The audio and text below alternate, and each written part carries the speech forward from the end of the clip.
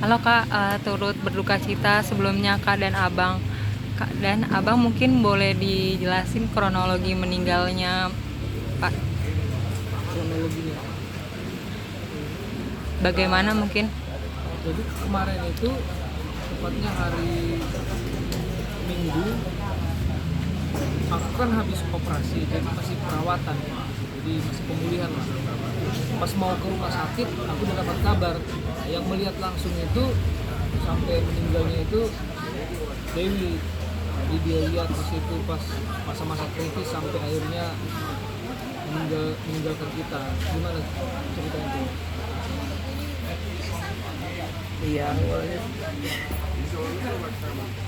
papi itu memang udah pernah kena stroke ya, terus kita DSA gitu. Cuma sejak adikku yang nomor 2 berangkat ke Pekanbaru untuk kerja, makin menurun ya, kayak kesepian gitu. Makanya sering ku bawa nginep di rumahku, tapi mami sering pengen rumahnya ini jangan kosong gitu. Tapi papi tuh sering, aku pengen sama boruku gitu. Boru itu maksudnya putriku. Terus tiba-tiba kita udah jalan-jalan kemana-mana, tiba-tiba papi demam. Kita pikir karena apa ya, flu. Totonya kena infeksi bakteri. Itu udah 3 hari demam. Kita takut kalau kita bawa ke rumah sakit suka, dan bener gitu loh, maksudnya di rumah demam kita rawat sembuh gitu. Ini kok yang traumanya aku takut kalau dibawa ke rumah sakit, karena papanya suamiku kan dibawa ke rumah sakit meninggal gitu. Nah aku takutnya papi dibawa ke rumah sakit diagnosisnya beda-beda, ternyata ada infeksi bakteri lah, sepsis lah gitu. Ya itu menyerang lansia dan anak-anak. Nah dokter udah bilang, sempat waktu masuk ICU dokter udah bilang, ih bagus banget nih infeksinya, apa, tubuhnya udah bersih katanya. Keluarlah dari ICU, pindah ke kamar, tapi kok nggak, apa ya, nggak, kurang responsif gitu. Sampai akhirnya kemarin tuh tanggal berapa ya, tanggal 4-nya sempat berhenti nafasnya. Kita udah teriak-teriakin, udah hilang, aku udah kritis pokoknya. Aku teriak, papi kasih setengah jam lagi, ngomong dulu, ngomong gitu kan. Selama berapa hari di rumah sakit gak ada ngomong. Kalau ditanya, udah puas lah kau ngerawat orang tua.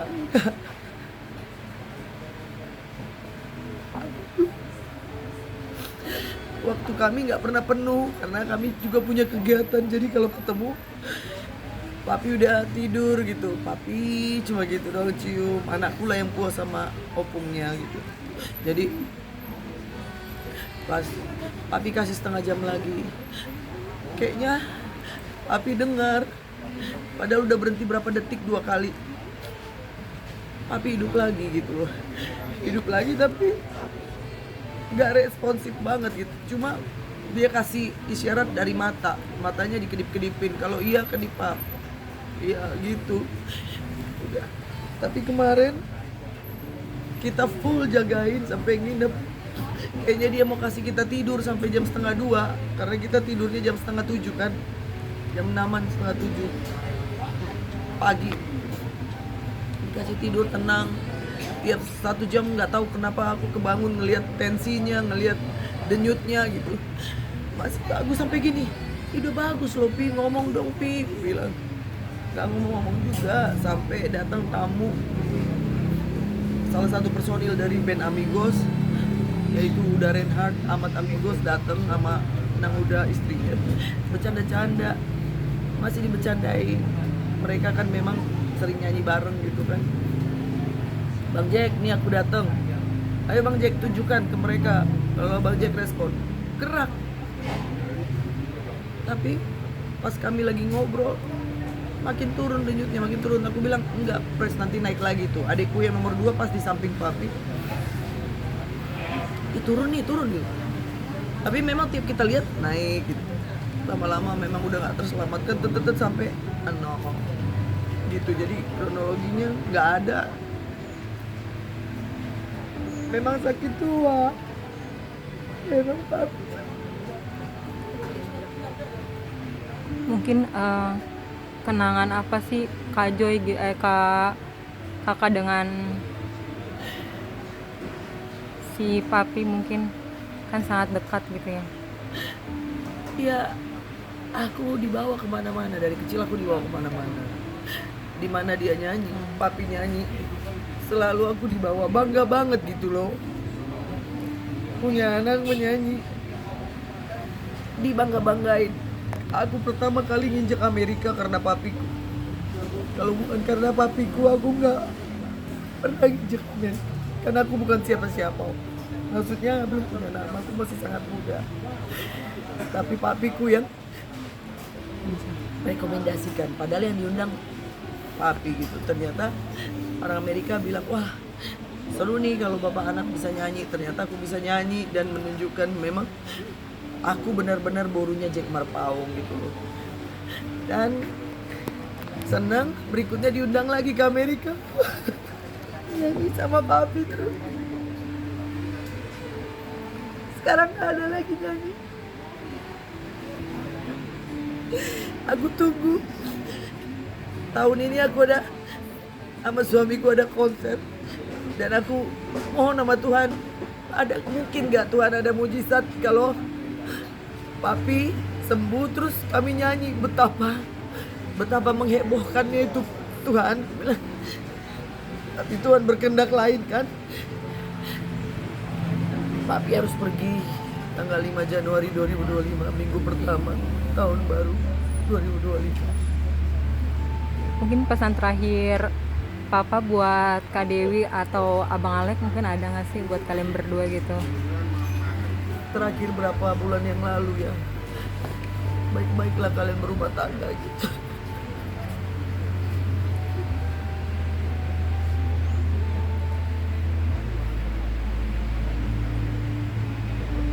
Kalau pas aku, karena Amang itu kan udah lama terdiam gitu ya, jadi dia cuman kayak matanya kebuka begini tapi nggak ngomong lagi, cuman ngeliat aja, cuman ngangguk gitu.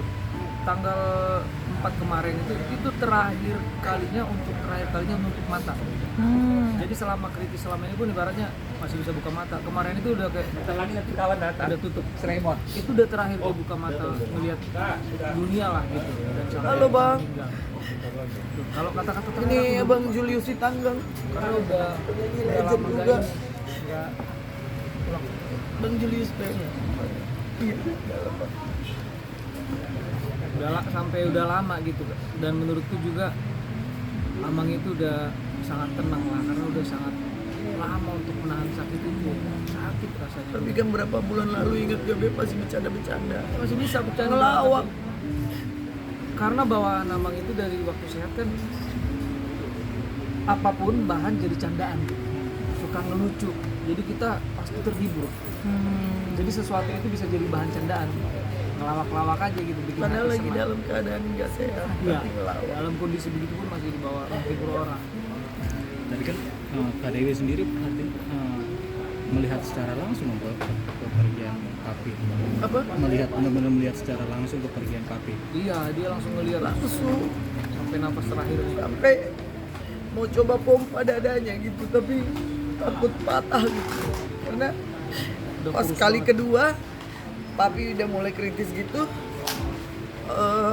dokter kayak diem aja, aduh denyutnya udah ini, kasihan kalau dipush terus dengan obat gitu kan. Dan memang pas setengah jam sebelum kepergiannya ya, setengah jam, 1 jam sebelum kepergiannya, aku bilang, bercandain, buka dong matanya Pap gitu. Gini dia gitu, maksudnya karena mungkin udah terlalu lama tutup, jadi buka silau banget kayaknya.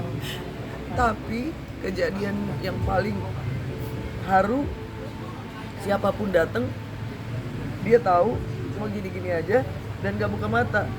Tapi anakku, ku suruh nyanyi nyanyi dekat opung.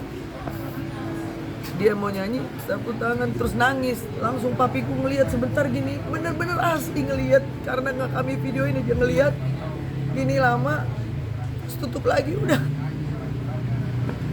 Nyanyi lagu ciptaan papiku. Dan anakku yang pengen jadi penerus papi, ya kan. Jadi, meskipun udah tua papi, ada orang kan kalau udah ngurus bapak orang tuanya lama udahlah udah puas. Kalau kayak belum cukup kebersamaan kami. Kita tahu dong kegiatan kami juga. Jadi kayak nangisnya aku ini bukan tidak merelakan, tapi kayak kurang banyak gitu loh. Aku rawat bapakku. Kayak banyak kesalahanku yang bikin mungkin dia panik gitu. Ketika papi bawa mami pulang ke sini, aku sama mamiku argumen. Jadi itu buat dia pusing. Kayak jadi dia pengen cepet-cepet. Karena kemarin berapa bulan lalu bilang, aku diambil aja kayak Tuhan, aku udah gak kuat ngomong kayak gitu. Terus mami nangis-nangis. Jangan papi, kenapa ngomong kayak gitu? Baru papi bilang, iya enggak jadi. Kalau untuk terakhir mungkin pesan mungkin untuk Kak Dewi, untuk karirnya mungkin ada segala macam omongan gak meneruskan apa segala macam, pencipta segala macam, itu ada nggak sih tentang itu? Kalau itu dari Legasinya atau gimana? selalu papi ngomong, Dewi hebat, Dewi hebat. Gitu. Apapun Dewi bisa. Karena aku memang mewarisi sifat berani papiku. Aku bisa kayak gini karena nama besarnya yang Tuhan kasih sama papi. Dan karirku pun bisa begini. Aku bisa disegani orang karena nama besar papiku yang Tuhan kasih. Tapi aku minta Tuhan kuatkan aku untuk bisa jalani hari-hari ke depan bernyanyi, maksudnya dalam karirku. Apalagi kalau nyanyikan lagu-lagunya biar nggak terputus gitu loh. Aku sering, papiku masih hidup aja aku nyanyi depan dia lagunya, aku nangis-nangis. Gimana begini? Ini yang aku takutkan. Ini yang aku takutkan. Ya, aku cuma berdoa aja untuk supaya aku bisa nyanyi dengan bisa meneruskan legacy Jack Malpaut sampai ke anak cucunya. Kak, untuk Pemakamannya kapan Kak? Dan Hari di mana? Kamis pagi di di San Diego.